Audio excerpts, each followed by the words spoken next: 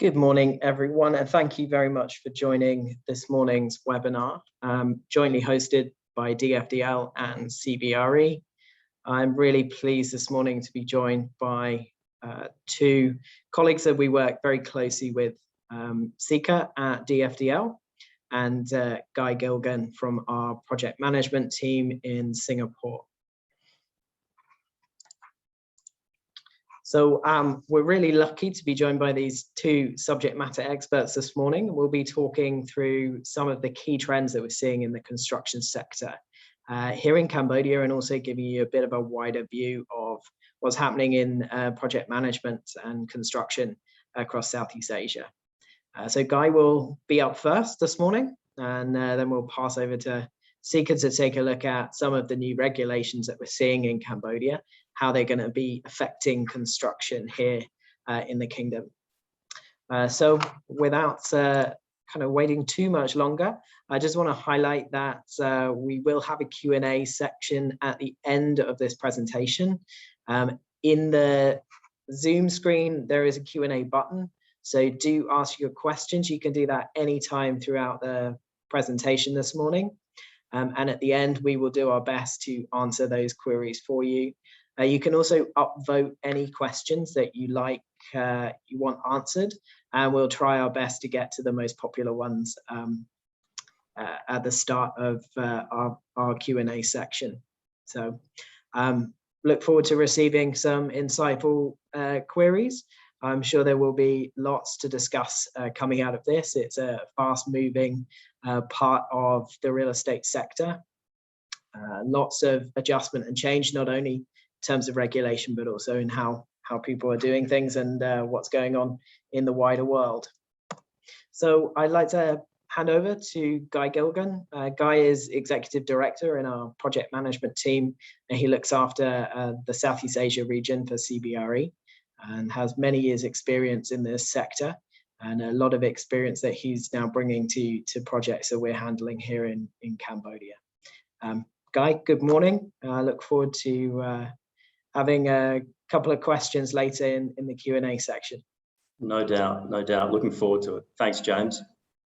As James mentioned, my name's Guy Gilgan. I run the project management division for CBRE across Southeast Asia, based in Singapore. I'm an architect by background and have been in Singapore and the region for the past 15 years. So worked on a lot of projects and with the wider teams across region. As you know, I think construction's a key barometer in many, if not all, global economies, especially within the emerging markets. So I wanted to touch on a few key topics that will ultimately drive better outcomes for our clients, but also industry professionals and peers. So firstly, highlighting the regulations and how they impact our industry and help us improve both the labour force, health and safety, and the environment. And lastly, I'll just touch on a few key trends that are driving the market, and we'll be pushing the market forward in the near to medium future. Unfortunately, I've only got 15 minutes, so it's a bit hard to wrap everything up in a short space of time. Just in terms of regulations, James, do you want to? Yep, thank you. I know Sika will go into more detail on construction regulations shortly, but I just wanted to provide a little context and what we're seeing. So the construction industry growth within Cambodia has generally risen year on year for the past 5 years, mainly due to direct foreign investment. And as we move out of the pandemic, it doesn't look like slowing up. So I think there was an anomaly last year, obviously with COVID, but I think year on year, the growth will be there moving forward. The increase in development demand has already started impacting the industry with the likes of tighter regulation and control, manpower, health, safety, environment, and overall quality of construction and the industry in general, which is a positive outcome and a great start, but we need to build on this. Cambodia construction law was introduced recently as a basic requirement across the industry. Regulations around construction standards, health and safety, construction quality and licensing are all in current planning and in the infancy stage. So looking forward to that growing over the next few years and really tightening up a bit. The need for actual technical qualifications, such as relevant degrees, diplomas, polytech, along with local registrations and business licensing are obviously key topics within the Ministry of Land Management, Urban Planning and Construction. There are too many instances within the market where operators in the industry don't possess the relevant technical degrees, licenses to undertake construction-related work, which is ultimately a risk not only to themselves and their employees, but the clients, which they're delivering for. So this really needs to be strictly tightened just to provide that governance. And it has an impact on our industry's credibility. So I'm glad it's being addressed. Insurances, or should I say lack thereof, for many companies will also play a large role in how the industry operates moving forward.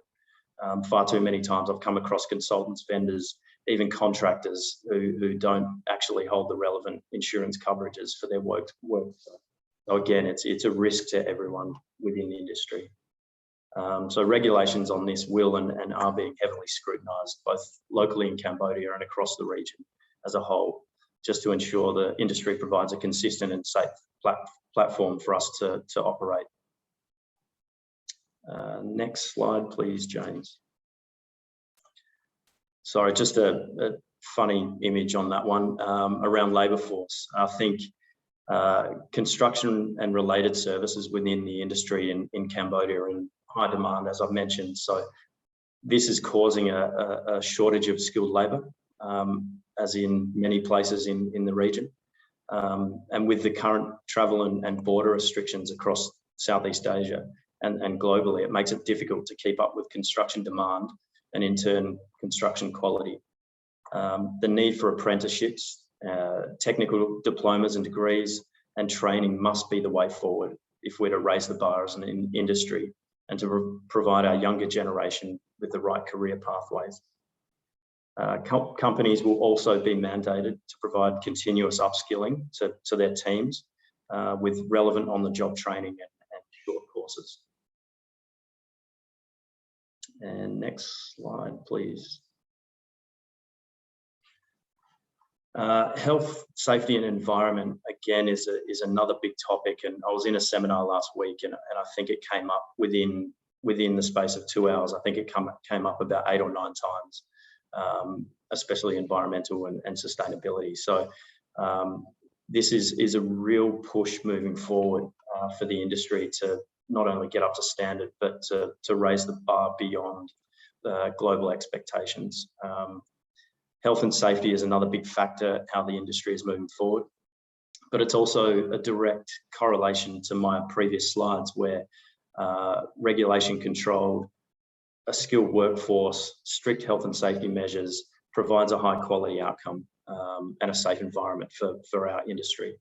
The increased construction demand with an unskilled workforce is not a good mix for obvious reasons.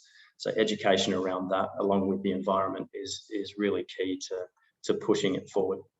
The environmental impact with the increase in construction demand and infrastructure within Cambodia is being heavily scrutinised and regulated over the near term. The recently established Cambodia Green Building Council, tremendous positive for the industry, but it needs significant focus and adoption across the board. People, I think there are a lot of clients, especially, they see sustainability as an increase in CapEx, but they don't take into account, obviously, the environmental impact, but also the ongoing returns on investment that they'll gain. And next slide, please, James. And just a few key market drivers. Obviously, I could talk for a long time on this and what we're seeing, but I just wanted to touch on a few key market trends that we're seeing across the industry. The online boom is being driven by obviously a lack of travel, multiple lockdowns over the last 18 months and general access to at your fingertips retail. I think the middle class wealth is growing. Most people have access to a phone, a laptop, a tablet of some description. So it's on hand 24/7 whenever you need it. But this obviously has a boost to the manufacturing and logistics market. Vietnam, for example, has said it will be doing 50% of its retail sales online by 2025. Now that's enormous in the context of things. So that will really push, especially Southeast Asia, where it's low cost environment. That will really push those markets. As I mentioned, significant number of infrastructure projects are in the pipeline, which is also similar to many developing nations in Southeast Asia and the region across the board. New international airports, national road upgrades, which will likely result in low cost of manufacturing and logistics. So Cambodia is well positioned as an infrastructure, industrial and manufacturing hub, which is great. Along with this, obviously the new stadiums, increase in hotel and office tower developments, and just the general market sentiment. It's creating a build now for the future approach. Demand will pick up rapidly once travel resumes across the board. So definitely be an optimist. PropTech, obviously that's a term that's been around for a while. And now ConTech, which is obviously construction technology, it continues to be a key factor and is gaining a lot of momentum. It's driving obviously data collection, providing more intelligent ways of operating, but doing it faster, more modular, at a cheaper cost, less travel, logistics, and impact to the overall environment is going to be a key push moving forward. And just lastly, I think Cambodia's response to COVID as a whole has it well placed against its direct neighbours. High vaccination rates, we'll see it return to relative normality and normal operations faster than, say, Vietnam or Thailand, for example. So the general, as I mentioned, general sentiment is really positive. So looking forward to a few questions and working more closely with our teams in Cambodia. So I think at this point, I'll hand over to speaker on regulations. Yep, thank you, Guy. Insightful. I look forward to having more discussion on these points moving forward. So we'll just hand over now to Sika. She's a partner and deputy managing director at DFDL here in Cambodia. Sika, we work with on a number of projects in real estate where our clients are engaging with DFDL. So we know, and I think a lot of you will know her expertise in the sector. So without further introduction, Sika, look forward to learning more about the changes to regulation on construction. Good morning, everyone. So it's my pleasure to share with you a short presentation on a very interesting topic, which is the law on constructions. And I believe that today is the right time to touch up on the topic following the adoption of 3 main regulations on construction permits, inspection of construction quality, and also another regulation on occupancy certificate. So it's a very coincidence why we have the law on constructions. So the law on construction was adopted right after the event of the collapse of building in Cambodia. So the law was entered into force 2 years ago on December 2019. So not different from other laws. So the law on constructions, their main objective is to ensure quality, safety, and security in construction sectors. And also on other important issue is to enhance investor by providing more confidence on the real estate market.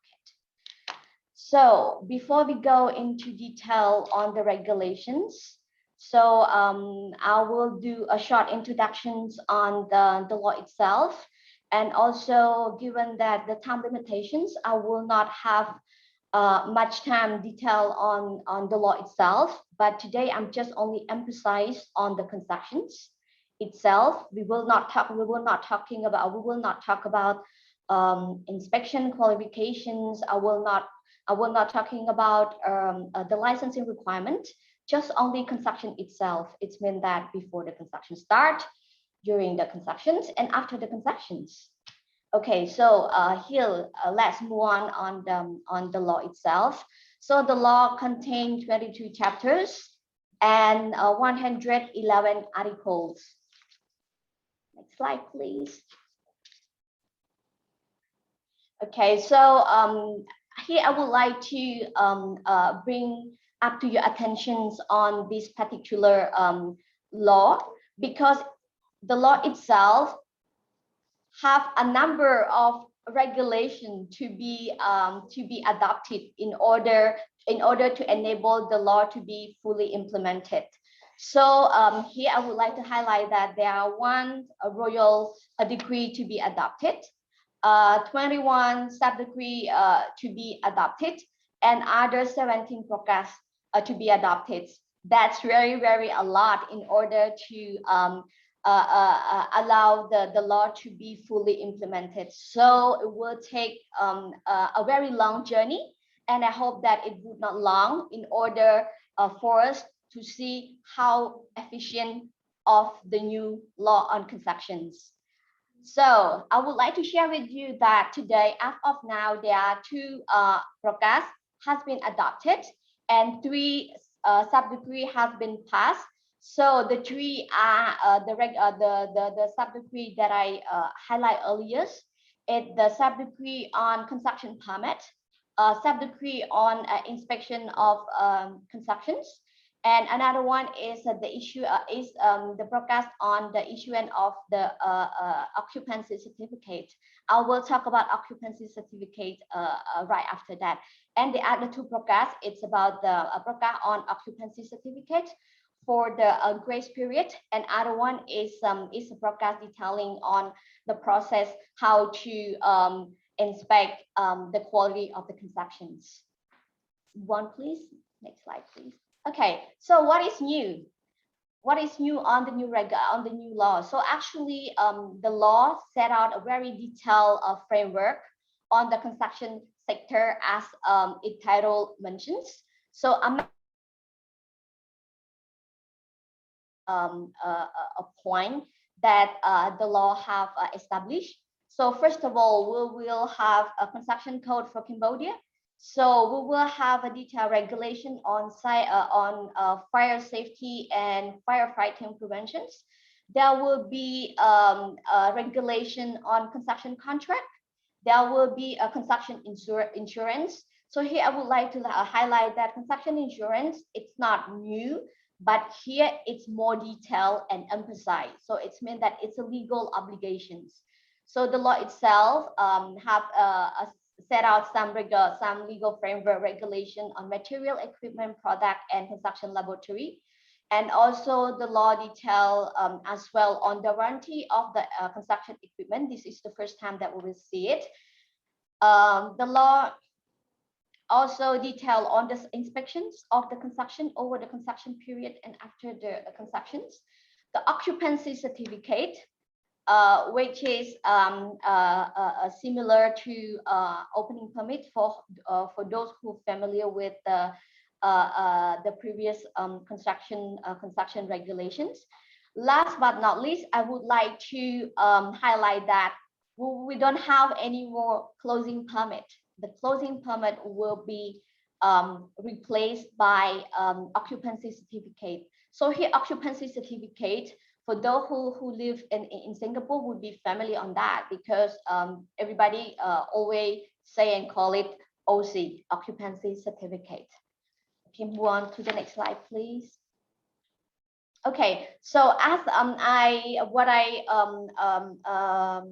briefed earlier prior to the presentations. So today we focus only on the constructions. We will not talk about anything else. We don't talk about the licensing. We don't talk about the inspection or whatsoever. So here we talk about the construction. So whenever that you have a constructions, what you're going to do with the construction, how to start with and how to end with. So first of all, prior to start your construction work, it's important that you have two important permits. First, it's a construction permit, but construction permit, it doesn't mean that you can start the constructions. In order to start the construction, in order to do the construction work, you need to apply for the opening permit.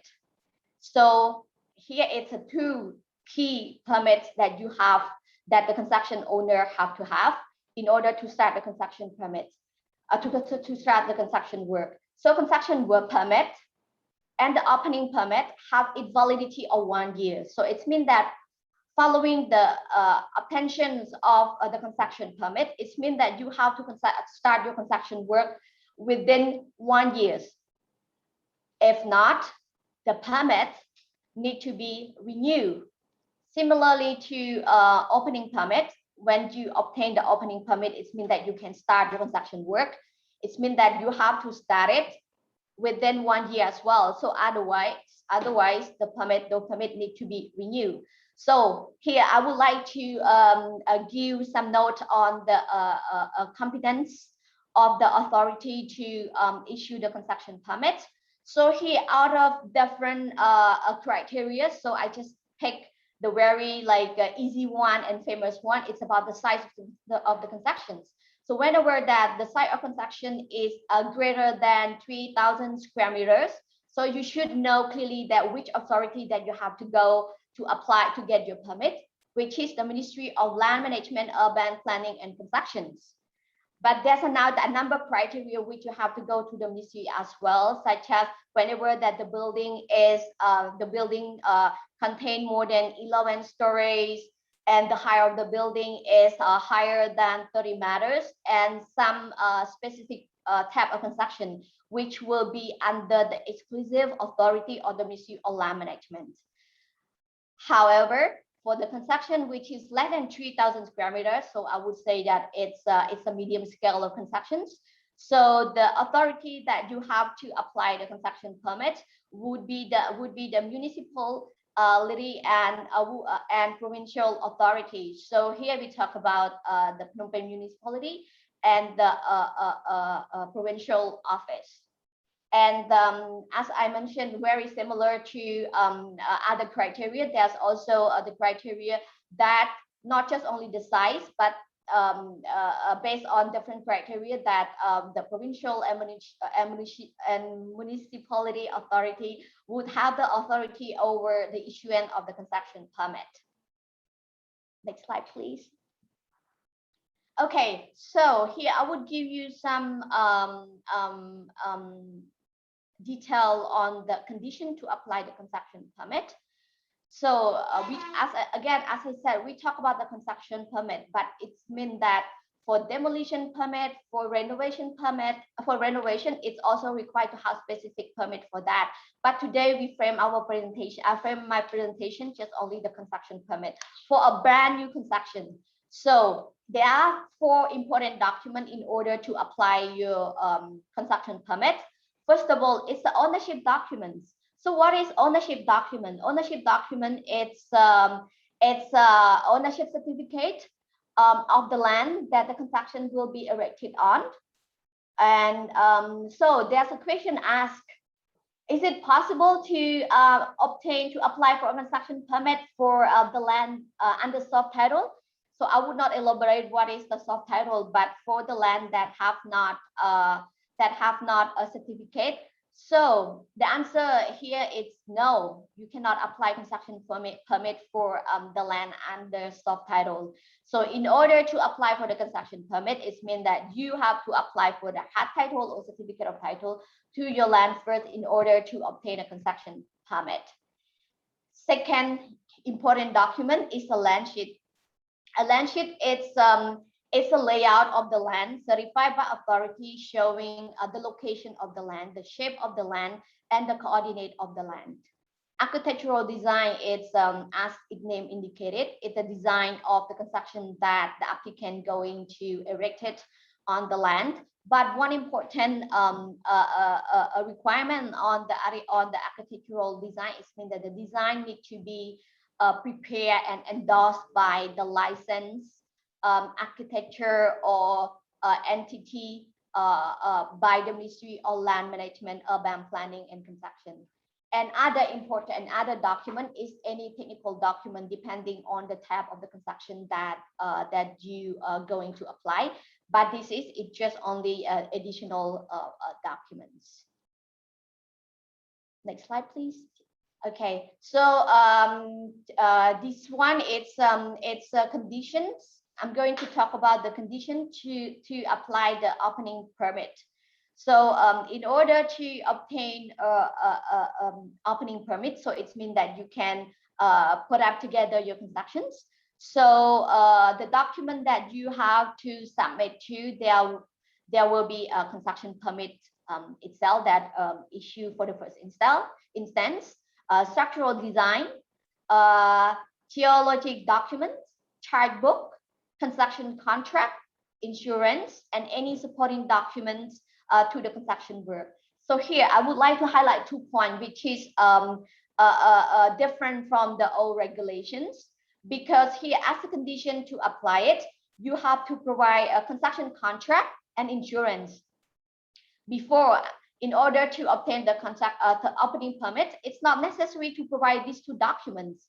So it's mean now the authority really care of the insurance. It's important that each construction have fully insured. So in case that there any harm or any damage occur during the construction process, so we would know that who will be liable for it, and then who going to pay for that for those damages. And also construction contract, it's a one key element that you have to submit.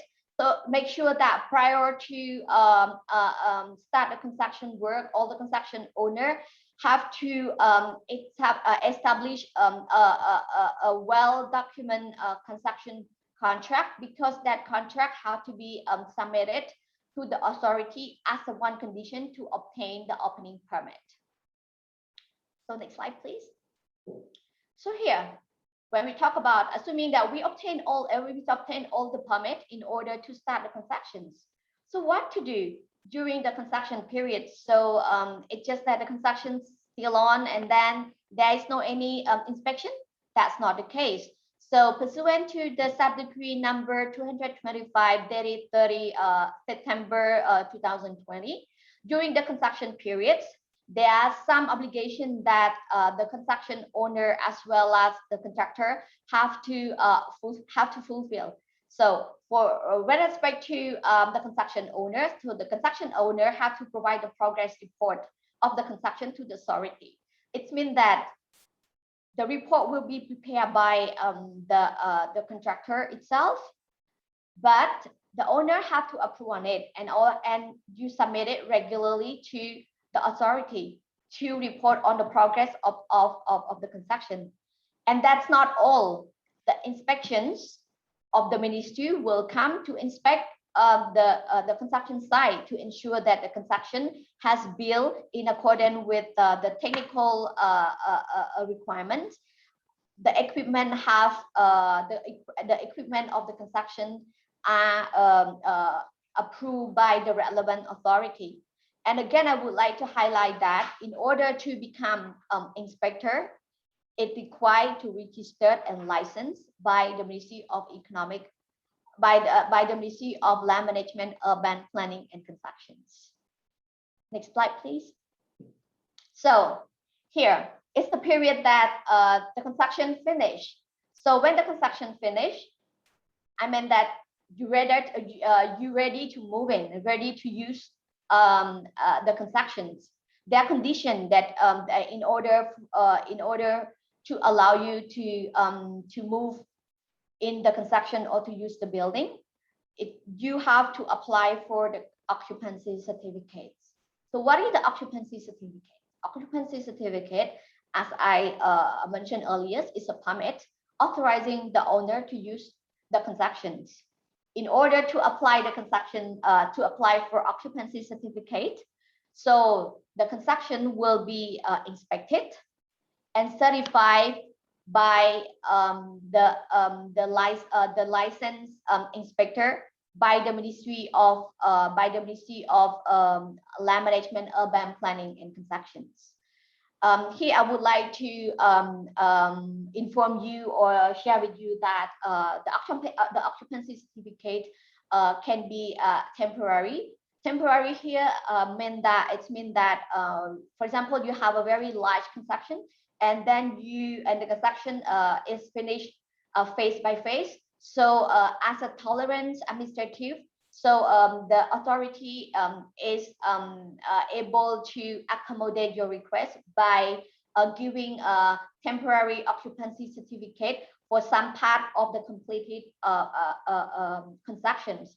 However, the owner have to ensure that the completed building is safe and there is no harm in using the completed building. Okay, move on, please. So here I would like to emphasize on what is particular about the law on concession here. So it's so here it's very important, and I think that I'm very, I would say that I personally thanks to the government for having that kind of requirements. The requirement is the inspection after occupancy. So it means that once the concession is built, it does not mean that the obligation of the owner have finished. So it means that it requires that under the law that every building for non-residential building is subject to another inspection every 5 years. So once the building is completed, occupied and used, the next 5 years, the building need to be inspected once again to ensure that the construction is in good quality, and also that will be safe for those who use the building. 10 years for residential building. With respect to fire safety, it's a very important key element for fire fighting and fire equipment. It required to be inspected every 2 years. And for any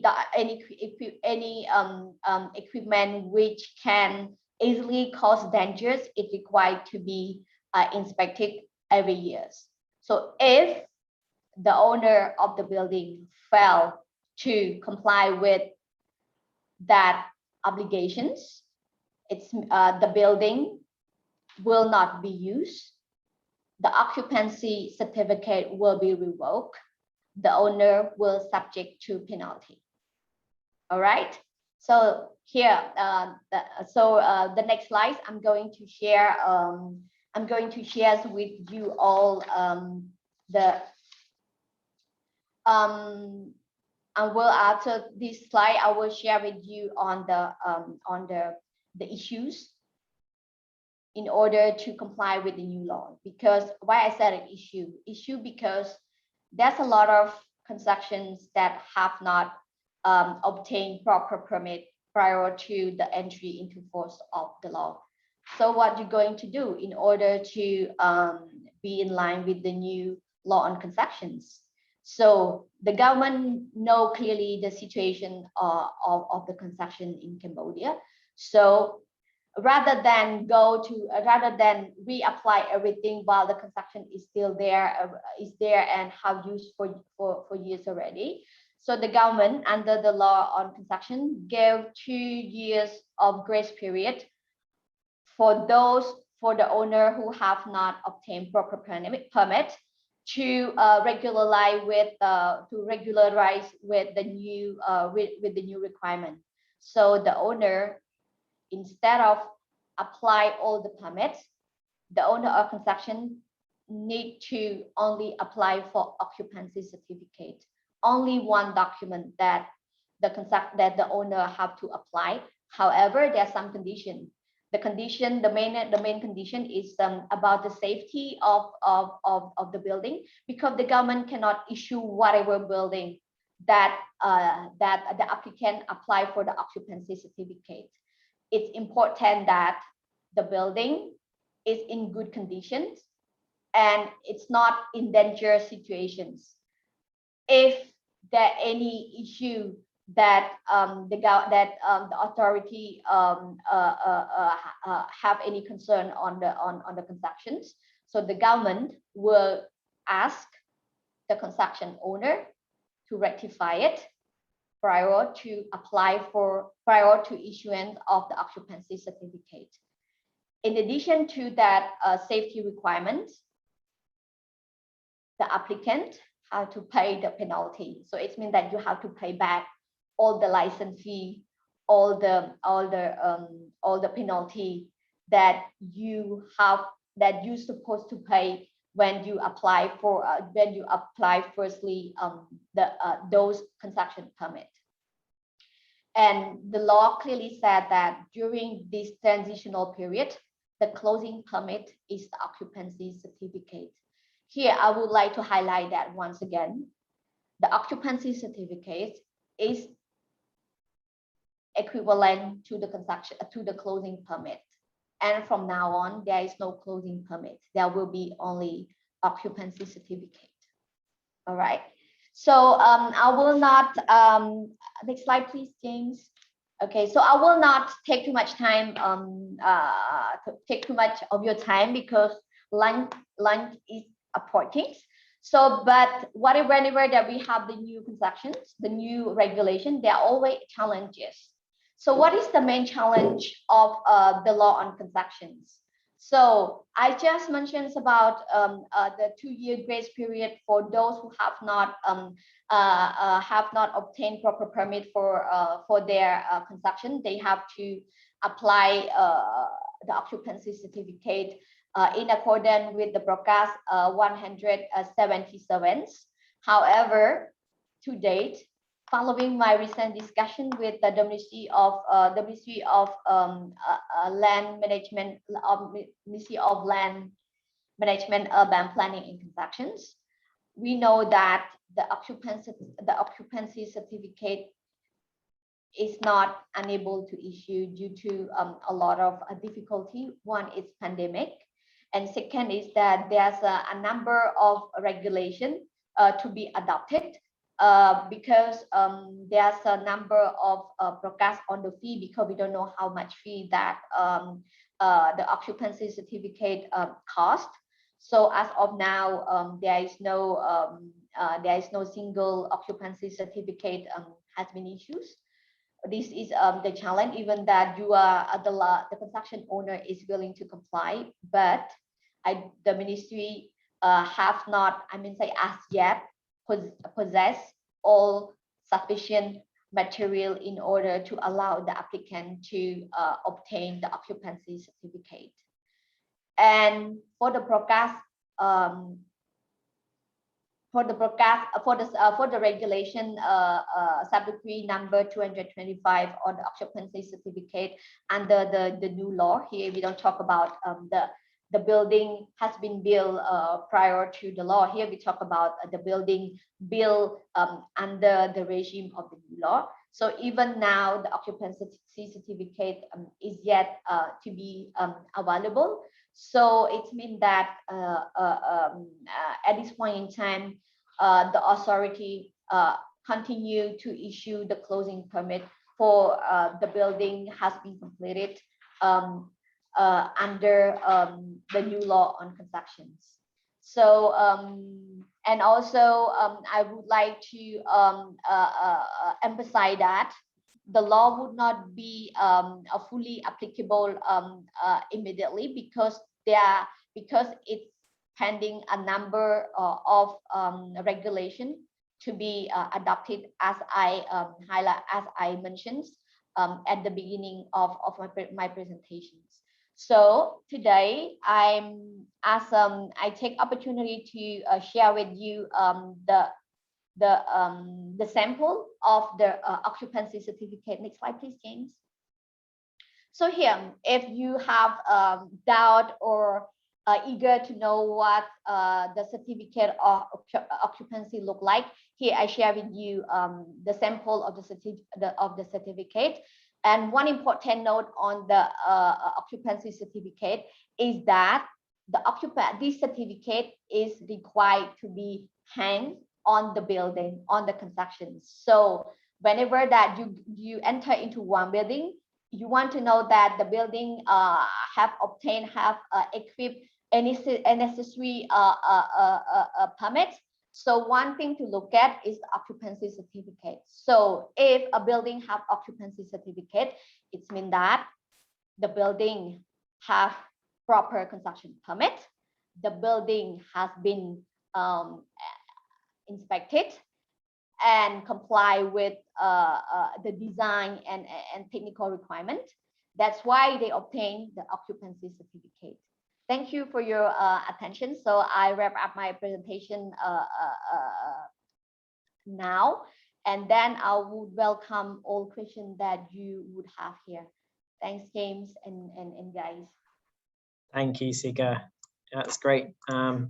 Really informative, interesting to hear all these new things that are coming in. So there is still the opportunity to ask some questions. We've got lots coming in, and if there are any questions in the list that you like the look of, do please upvote them, and we'll prioritize those that have the most engagement from the audience. But just starting off, I thought there was some really interesting insights about the current period of time and the challenges that we've got around COVID-19 and what it's doing to our construction sector. So I just wanted to ask you, Guy, quickly, is what are we seeing at the moment in terms of how the impact is playing out across Southeast Asia and in Cambodia? And what are your clients saying at the moment about adding value within either early stage or middle stage construction projects at this time? Where are they looking to find that added edge at the moment? Yeah, it's a good question. I think, you know, we've hit a second wave through the past 6 months in Southeast Asia. Obviously the lockdowns in Cambodia over the past 6 months, and Vietnam and Thailand especially. You know, Malaysia and Indonesia are struggling at the moment, so it's made it really difficult. I guess there's construction work is proceeding as normal, but with stricter controls on site. And a lot of companies are having to, or a lot of contractors are having to build dorms on site for their workers and staff. So, you know, it is tightening up compared to sort of 12 months ago.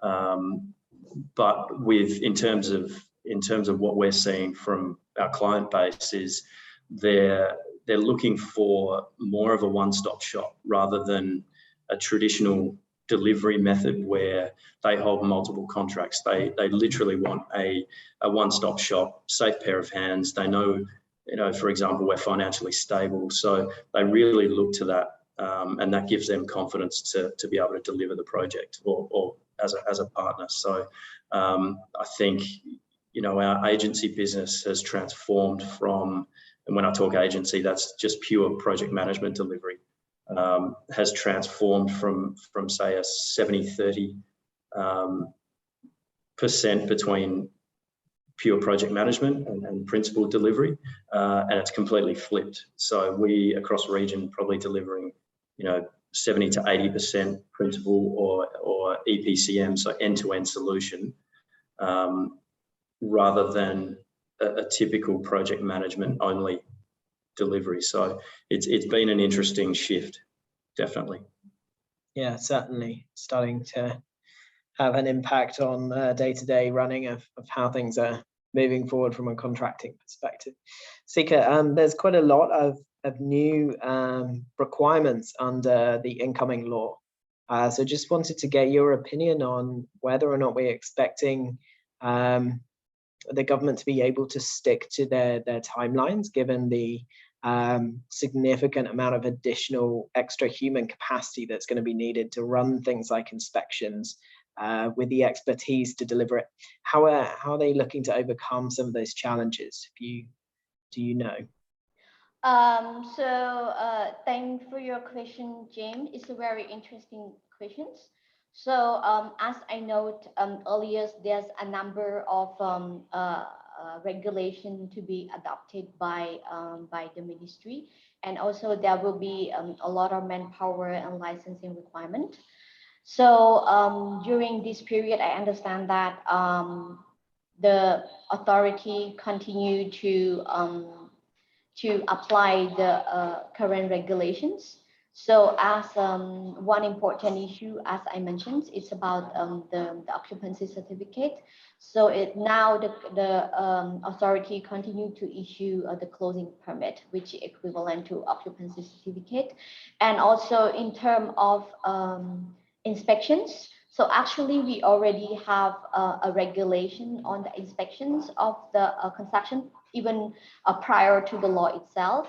So now in terms of licensing for the inspections, we don't have a specific license for inspection as yet, but for any entity which obtain a license by the ministry on the construction license and blueprint license, they continue to provide inspections on the construction, so long as that entity have enough manpower and capabilities. Okay, wonderful, thank you. And there's a question here which has got a couple of likes on it, which is the construction code available? And if so, where can we get a copy? Is it in Khmer or English? Okay, so I would like to share that we will have construction code. And the rumor that I heard is that our construction code will be similar to that of Singapore. When it's available, I don't know yet. Everything have delayed due to the pandemic, but I understand that there's already the first draft. Unfortunately, I don't have it, but I will share with all the audience as soon as I have a copy. And then to the question, I saw one question related to the law on construction in English. Of course, we have it. The ministry also have their official translations, and DFDL, we also have our own translations. So I'm happy to share right after the presentations. Thank you. And you were talking earlier that this obviously is going to be quite a long journey towards getting the full construction law up and running and active. So in the meantime, while things are changing and we're seeing these new regulations coming in, what's been your advice to your clients so far to handle this? Okay, so thank you for the question, because I'm very excited to answer that question. So my advice to the client is that they have to start complying with the new law as much as possible. For example, construction contract, insurance. So that's the two key elements that I advise to my client to have it. And also in relation to a technical aspect, because we have a lot of clients which provide a technical assistance. So we advise them try to shape their capacity as soon as much as possible. For example, there will be there would be have a different inspection. For example, construction in general, quality of the structural, and also some technical such as water, electricity, and so on. So we ask them try to now allocate proper resources to be ready to be in line with the new law on constructions. Okay, wonderful, thank you. We have a new question that's been liked, but it's a little bit long, so give me a chance to read that one. And I'll ask Guy a quick question about construction material pricing. Obviously, we've seen quite big jumps in some material pricing. I know for Cambodia that a lot of this is due to supply chain disruption and the cost of logistics. But are you seeing any easing of that, or do we expect that to go on considerably longer than the pandemic? What's your take on pricing at the moment? Absolutely right. It has gone up, depending on location, but a reasonably significant jump comparison to 2 years ago. I don't think that's going to ease anytime soon. Lead times are longer. You know, obviously concrete and steel has increased by sort of 5–10% in some areas. So I can't see that going down in the next couple of years until we get a bit more stability around, you know, logistics and you know, manufacturing in general. Great. Sika, there's quite a technical question here about the difference between construction rights. So one question is, a landowner is agreeing to rent some land to a tenant. The tenant is investing in building a warehouse and an office on the land. It's based on the tenant's design and requirements, but in this instance, the landowner applies for the construction permit. What I think they are trying to talk about here is a build-to-suit arrangement, where the landlord constructs the property on behalf of the tenant, and the tenant occupies the whole building.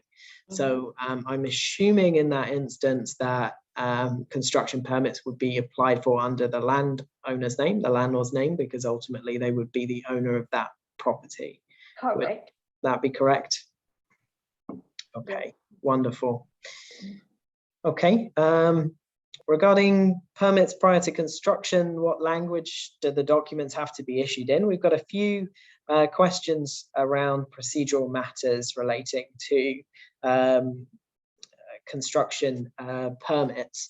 So if you wouldn't mind just taking us through a bit of a brief update on that, that would be great.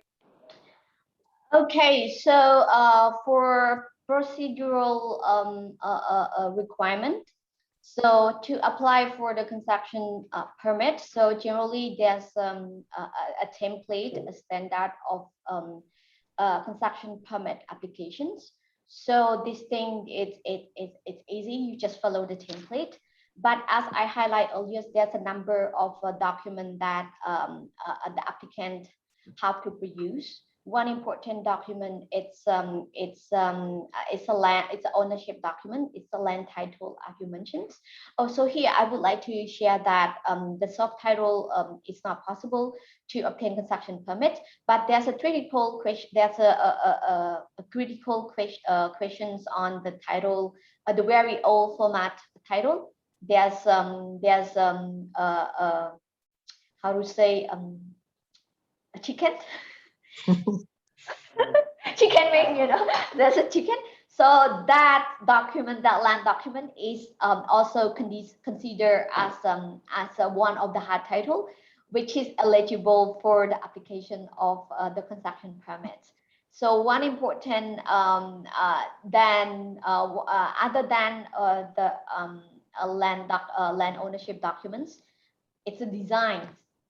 It's very important that you have the design, and the design again have to be in compliance with the regulation. And here it's a more technical. I'm just a lawyer, but here I can share that it's important that the design have to comply with the regulation. For example, the setback, and as well as the design as well.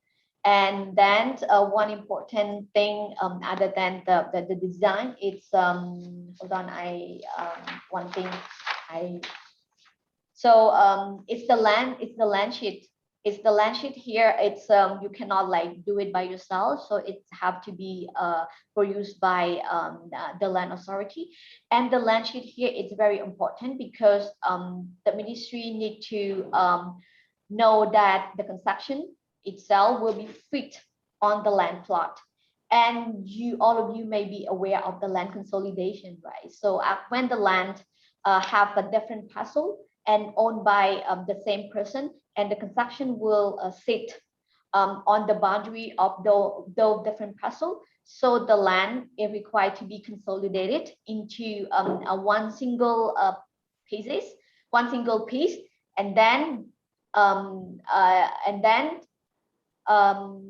the applicant have to produce the land sheet based on the consolidated pace. So so you have enough. Okay, a lot of new things for everyone to get to grips with, and I'm sure that there will be many technical questions that need study and understanding from all the professionals in the construction industry in Cambodia and everyone else who's acting here. There's a question here which I probably answer for you guys, which is around how do we see these regulations affecting the real estate industry? At least I can answer part of it. Clearly, I think we still need to understand a little bit more from the government's regulatory side of things about how, from a technical perspective, they will apply these regulations to various types of real estate, and the way that real estate has been acting so far in how it develops. In particular here, the case of Borés is highlighted, where often handover of part of the project happens before the full project is completed. So I'm sure that there will need to be a little more flexibility in how these occupancy certificates are applied compared to normal. But in terms of the real estate market itself, what we would expect to see coming out of these is a general improvement in terms of the oversight of the technical requirements of these buildings, and the consistency and efficiency in which they can be assessed and processed and regulated properly, so that we have a real estate sector where quality has been improved. And that should be of benefit to everyone. And when we're doing real estate transactions in the secondary market, obviously these documents become more and more important. I know from firsthand experience of transacting buildings here in Cambodia that particularly to overseas buyers, they don't always understand the lack of official documentation that we have here, and that lack of due diligence can be an issue when we're doing investment transactions in Cambodia. So I'm sure that it will be welcome to have a more standardized, rigorous approach from a globalized perspective of the real estate market. I don't know whether you have anything to add on to that, Sika. Yes, completely agree that there will be more and more work for us to be like more cautious in real estate transactions. A number of documents to look at, not just only the ownership documents, but the permit itself, because the permit not just about the construction permits, because before we just only check the validity of the construction permit, but now there will be more job, as you mentioned, inspection documents, occupancy certificate, and also fire safety, which is really important. And then out of the question here, I saw about the environment. So I would like to highlight that the construction is also required to have environment study. So we call it an EIA. So different type of construction require different report and approval on the environment impact assessment. Great. And just touching again on the environmental side of things, Guy, here in Cambodia, we don't see so much engagement from an ESG perspective in the construction sector. I know that this has started to come to the forefront in our neighboring markets, and we're seeing a drive towards this in places like Vietnam. And I know that it has been well embedded in the Singapore market for some time. So just wanted to get your perspective on this aspect of the market. I think it's becoming increasingly important overseas, and it's likely to come to Cambodia at some point. So what do you normally see as a pathway to that? What would have to be laid down in order to push that agenda forward more rapidly? I think the Green Building Council is a great start, as I mentioned earlier, but a lot of governments, especially, I mean, Singapore, not to harp on about that, but they really mandated the implementation of sustainability across the board. It was, you know, it was loosely implemented for several years until they literally just said, at this date, all your base building, all your fit outs need to be sustainably certified. So I think Indonesia is another example. They've had their building council up and running for probably 5 years now. They haven't really implemented a drop dead date, so it's still a very loose requirement. Malaysia's getting there. I think Vietnam's just with their scale of developments, they're really starting to push that. And it depends on the asset class. So hotels, for example, a lot of operators that we work with, they mandate that within the operating agreement. So they obviously model the return on investment, but they state that you either have to be certified or you need to implement these certain sustainable measures to be able to operate the hotel. So, you know, it's companies like, it's operators like that, it's clients like that that are really pushing the industry beyond, you know, just a nice to have. And I think realizing that it's not just a tick box exercise anymore, it does add a lot of value. It's the way forward. Yeah, absolutely. And in a market like Cambodia, where we have very high electricity prices, I would have felt that we would be transitioning towards more of this way of doing things more rapidly than perhaps we have been so far. But I'm sure it will transpire over time. Sika, just a couple of other questions to tie things up a little bit. One is referring back to the question we had about the landlord and tenant scenario. And it's clarified that the tenant would be paying for the construction of the warehouse and the office, and the owner is only renting the land. So I am assuming here that we would be looking at the wording of the particular lease contract and the obligations on the parties as it pertains to the construction of the building, and also what happens at the yielding up at the end of the lease term, as to what would happen with regards to the construction permits and whose name in particular would be on those construction permits. Any ideas on this? Okay, so James, thanks for your question. The thing is that, like as I mentioned, it's a depend. First of all, it linked to the duration of the lease. Is it that greater than 15 years or less than 15 years? So here we talk about a build to lease. So for example, build to lease. So everything will be built by the landlord to fit with the tenant requirements. So obviously, the permit will be issued under the name of the landlord to be occupied by the tenants. So following the expiry of the lease, so it's important to note in the contract what going to do with the building. So if the contract is silent, so the building that is built under the lease to build will be owned by the landlord, except there's a provision where the building have to be demolished at cost of the tenants, and the landlord would like to take like empty land at the initial state of the land. Great, thank you. We are approaching lunchtime, and it's a very important milestone. So we won't keep people too much longer. We just have a couple of quick fire questions to close off. So Sika, who has the obligation to apply for the occupancy certificate, the landlord or the tenant? It's again, as we said, it depends who apply for the construction permit.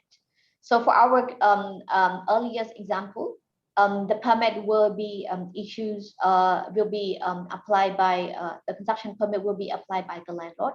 So obviously, the occupancy certificate have to be applied by the landlord as well. Okay. Do we know the fines yet for failing an occupancy inspection? So actually, we have in the sub decree have not the sub decree number 226 have not detailed on the fines, but there's a general fine under the law of concessions. We can use it as an indicator. Quick question here, which I think is will these 5-year building inspections be applied retrospectively? So any building that was built before the construction law, will they be inspected on this 5-year schedule and become part of that arrangement with the government under this law? You mean that just the fire part, or technical in general? Technical in general, I believe. So the issue that we have here, the challenge, it's about the construction code. We don't really have a code. So I believe here's my personal view. So so long as there's endorsements on the safety and quality of the construction, like in general, not like at the extreme side, but in general, if the construction can be used, I believe that the government will issue the compliance certificate and quality of the constructions in order to be in compliance with the law on constructions. Wonderful. I think there's still a lot to be answered around this topic, and I'm sure that we will be having more conversations in the coming years as these regulations evolve. But thank you both very much for your time this morning. It's been very interesting. You can always reach out to any of us to discuss anything in particular. I'm sure that we'll be happy to try and answer specifics of individual circumstances or cases. We will make sure that these slides are available to all the attendees from today, as well as on, I believe, on our various websites. And once we've checked, we'll stick the recording up as well, so that you can all have access to it on demand. So thank you very much. Thank you, Guy. Thank you, Sika. Yeah. Fantastic. Thanks. Much appreciated, and look forward to speaking soon. Thank you, everyone, for joining.